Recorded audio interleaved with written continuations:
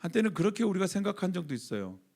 하나님의 길일지 아닐지, 하나님의 뜻일지 아닐지를 선택할 때 어떤 선택한 다음에 그 길이 형통하게 잘 이루어지면 이게 하나님의 뜻이구나, 하나님의 뜻을 선택했구나, 잘 선택했구나, 그렇게 생각했던 적도 분명히 있습니다.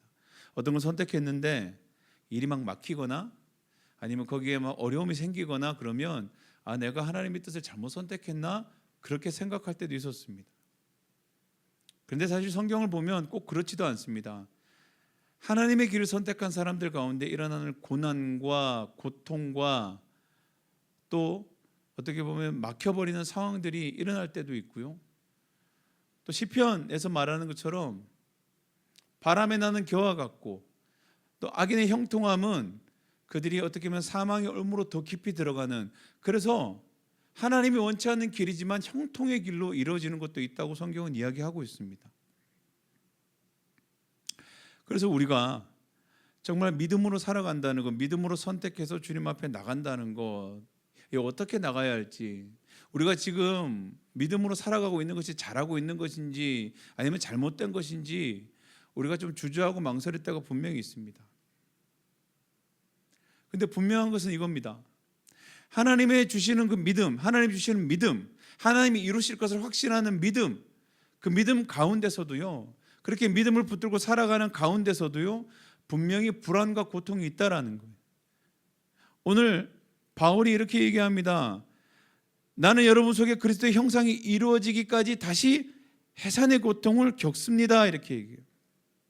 바울이 갈라디아서에서 왜 이 얘기를 하느냐, 갈라디아 교회를 위해서, 바울이 갈라디아 교회에서 염려하며 이러한 편지를 보냈습니다. 그들의 교회 생활, 그들이 복음을 지키고 그들이 이 사도 바울을 선대하고 섬기고 하는 모습들이 다 좋지만, 중요한 것은 그들이 그 시간 가운데 그렇게 열심을 다해서 목회자를 섬기고 교회 생활에 열심을 다하고, 또 내가 여러분들을 위해서 기도하고 여러분들이 나를 정성껏 섬기고, 이 모든 과정들 가운데서도 중요한 것은 고통이 따르더라는 거예요. 힘든 과정들이 있더라는 거예요.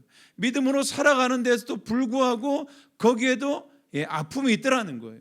그런데 그 고통을 오늘 성경이 뭐라고 바울이 표현하느냐, 해산의 고통이라고 얘기하는 거예요. 자녀를 낳는 고통이라고 얘기하고 있는 거예요. 오늘 주님이 말하고 있습니다. 하나님의 뜻대로 믿음대로 살아가는 그 사람들 가운데 이 불안과 고통은 그저 그냥 불안과 고통으로 끝나는 것이 아니라 이것이 믿음이 자라나고 있는 증거라고 오늘 이야기하고 있습니다. 바울이 이렇게 얘기해요. 바울의 사도됨, 내가 하나님으로부터 선택받은 것이 나의 능력에 있는 것이 아니고 내가 받은 고난에 있다고 사도 바울은 자랑하기 시작합니다. 내가 이런 고난을 당했습니다. 이런 고난을 겪고 있습니다. 이런 어려움을 겪고 있습니다. 이것이 내가 사도인 것이, 내가 하나님으로부터 보냄을 받고 부름을 받은 증거입니다라고 이 갈라디아 서신서는 분명히 얘기하고 있어요. 나의 약함이 오늘 주님 앞에 자랑이 되면 이 육신을 통해서 주님께서 하나님의 복음을 나타내신다고 분명히 얘기하고 있습니다. 갈라디아서에요, 오늘 본문 4장에 13절에 이렇게 얘기하고 있어요. 여러분이 아시는 바와 같이 내가 여러분에게 처음으로 복음을 전하게 된 것은 내 육체가 병든 것이 그 계기가 되었습니다, 이렇게 얘기해요.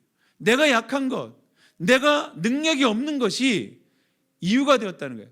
이게 무슨 뜻입니까? 나의 연약함 가운데, 나의 부족함 가운데 주님께서 나를 들어쓰신 확신이 내 약함이라는 거예요.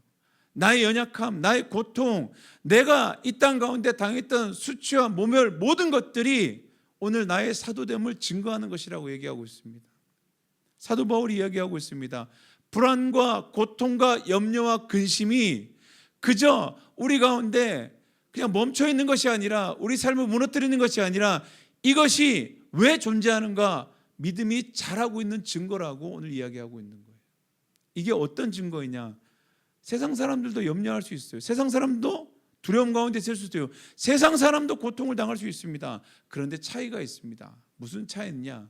주님 안에서 그 불안함과 염려와 고통을 당하는 자들은 그 불안과 염려, 고통은요, 믿음이 자라나게 하는 해산의 고통일 수 있겠지만, 주님함이 없는 세상 가운데 있는 사람들 가운데서 그 불안과 염려는 그 스스로를 망가뜨리고 그 스스로를 주저앉게 하는 독이 된다라는 거예요. 오늘 주님이 그 얘기를 하고 있는 거예요. 우리는 여전히 주님을 붙들고 살아갑니다. 여전히 주님을 붙들고 나아갑니다. 그럼에도 불구하고 여전히 불안합니다. 여전히 두렵습니다. 여전히 고통 가운데 주저앉아 있습니다. 그러나 이것이 헛되지 않음이, 이것이 우리의 믿음이 자라고 있는 증거라고 오늘 성경은 우리 가운데 전해주고 있습니다. 여러분, 우리가 예배에 헌신하고 기도에 헌신하고 그렇게 해서 우리가 우리의 시간을 들여서 우리의 육신을 쳐서 주님 앞에 나가는 모든 것들이요, 믿음이 자라나게 하는, 어쩌면 믿음이 자라기까지 우리가 우리 스스로를 기다려줄 수 있는 힘이 된다는 거예요. 여러분, 믿음은 자랍니다. 믿음이 자랄 때 중요한 것은 자라는 시간을 기다려줄 수 있는 힘이 필요해요. 우리 자녀들이 성장을 합니다. 우리 자녀들이 자라나요. 그런데 그 자라나는 과정들이 더딜 때가 있어요.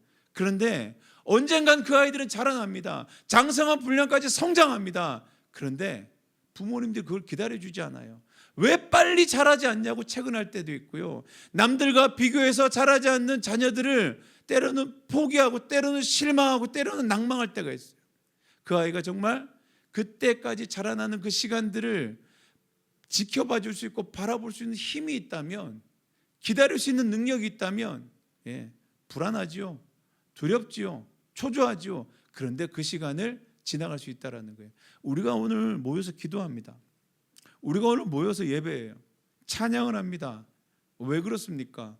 이것이 하나님의 시간을 앞당깁니까? 아니요, 저는 그렇다고 보지 않습니다. 그런데 한 가지는 분명합니다. 하나님의 때에 이르기까지, 하나님이 계획하신 일을 이루시기까지 우리가 그 시간을 기다릴 수 있고 버틸 수 있는 힘이 된다는 것을, 그래서 우리가 함께 기도하는 것입니다. 우리가 그러기 위해서 우리가 말씀 앞에 서는 것입니다. 믿음이 자라야만, 믿음이 장성하게 자라나야만 하나님이 일하실 것들을 끝까지 참고 견디고 믿음으로 지나갈 수 있습니다. 여러분, 우리가 함께 기도하지 않고 예배드리지 않고 또 우리가 주님 앞에 말씀 앞에 서지 않고 주님이 이루실 일들을 우리가 바라볼 수 있는 그 시간을 견디는 힘이 되겠습니까? 오늘 이 시간 사도 바울이 얘기하고 있습니다. 해산의 고통으로 오늘 이 시간 우리가 주님께서 우리와 함께 하심을 확신하노라. 오늘 이 시간 그것들이